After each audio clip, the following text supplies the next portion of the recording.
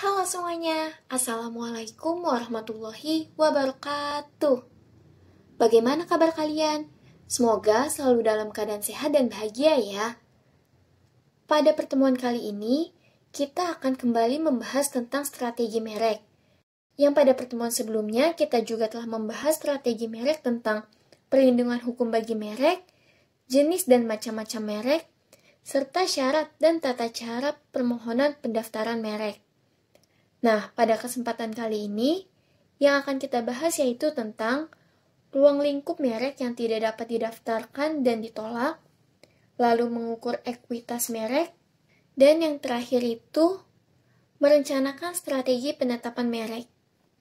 Tanpa berlama-lama lagi, mari kita mulai pembahasan kita pada hari ini dan simak video ini sampai selesai. Pembahasan kita yang pertama yaitu adalah ruang lingkup merek yang tidak dapat didaftarkan dan ditolak. Merek itu ada yang tidak bisa didaftarkan dan ditolak, karena merek tersebut berwujud hal-hal sebagai berikut. Yang pertama, merek yang didaftarkan berdasarkan pada itikat tidak baik. Yang kedua, merek yang didaftarkan bertentangan dengan peraturan perundangan yang berlaku. Yang ketiga, merek yang didaftarkan melanggar moralitas agama, kesusilaan, dan ketertiban umum. Yang keempat, merek yang didaftarkan tidak memiliki daya pembeda atau telah menjadi milik umum. Yang kelima, merek yang didaftarkan mempunyai persamaan dengan merek pihak lain yang sudah terdaftar terlebih dahulu. Dan yang terakhir, merek yang didaftarkan menyerupai nama orang terkenal, foto, atau nama badan hukum yang dimiliki oleh orang lain. Kita lanjut pada materi yang selanjutnya yaitu mengukur ekuitas merek. Perlu kalian pahami, ekuitas merek atau brand equity itu adalah kekuatan yang dimiliki dari sebuah merek. Di dalam mengukur ekuitas merek itu memakai dua pendekatan dasar, yaitu pendekatan tidak langsung dan pendekatan langsung. Pada jenis pendekatan tidak langsung, dalam mengukur ekuitas merek dengan cara mengidentifikasi dan struktur pengetahuan merek konsumen.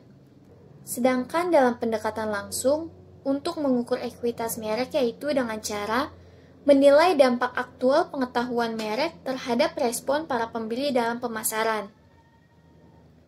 Pada dasarnya, ekuitas merek itu bisa diperkuat dengan berbagai strategi dan tindakan pemasaran yang berusaha menyampaikan arti suatu merek dalam hal berikut. Yang pertama, merek produk apa yang dipresentasikan, manfaat yang mampu diberikan, dan kebutuhan apa yang terpenuhi. Yang kedua, cara sebuah merek membuat produk jadi unggulan, cara membuat merek kuat, disukai, dan unik. Yang ketiga, revitalisasi merek perlu dilaksanakan, disebabkan adanya perubahan selera dan preferensi konsumen, serta adanya kemunculan pesaing baru atau teknologi baru. Kita lanjut lagi, yaitu materi tentang merencanakan strategi penetapan merek. Dalam menetapkan dan menamai sebuah merek pada produk, perusahaan harus memakai strategi berikut. Yang pertama, menggunakan nama individual, nama keluarga selimut, nama keluarga terpisah, dan nama korporat.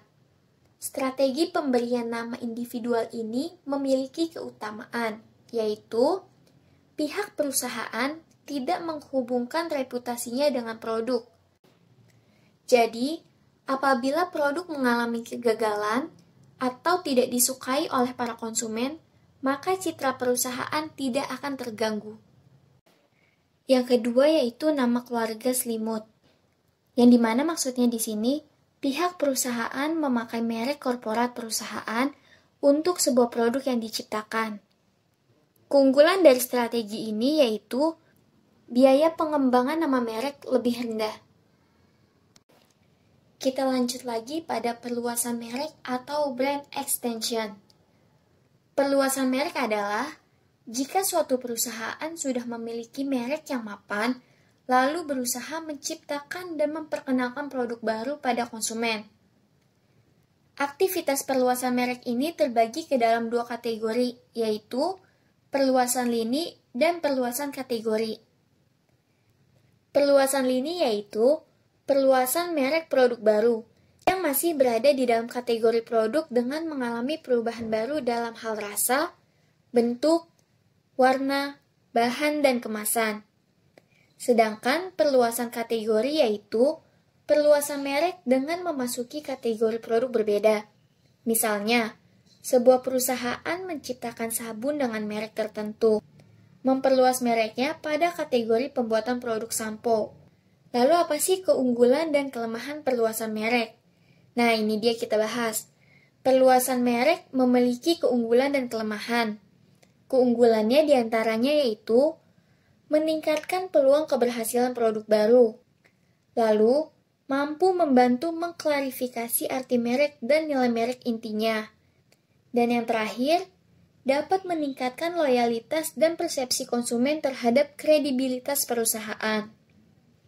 Dan kelemahan dari perluasan merek diantaranya yaitu mengakibatkan nama merek tidak terlalu kuat teridentifikasi dengan produk manapun. Yang kedua, pihak perusahaan sering melewatkan peluang dalam menciptakan merek baru. Yang ketiga, apabila perluasan merek gagal, maka mengakibatkan menurunnya citra merek induk. Dan yang terakhir yaitu mengkanibalisasi merek induk, yang dimana maksudnya itu adalah konsumen beralih ke merek yang masih dalam satu perusahaan. Mungkin cukup sekian pembahasan materi pada hari ini. Semoga apa yang saya sampaikan dapat bermanfaat bagi kalian. Selalu jaga kesehatan dan tetap semangat walau belajar dari rumah. Sekian dari saya, kurang lebihnya mohon maaf. Wassalamualaikum warahmatullahi wabarakatuh.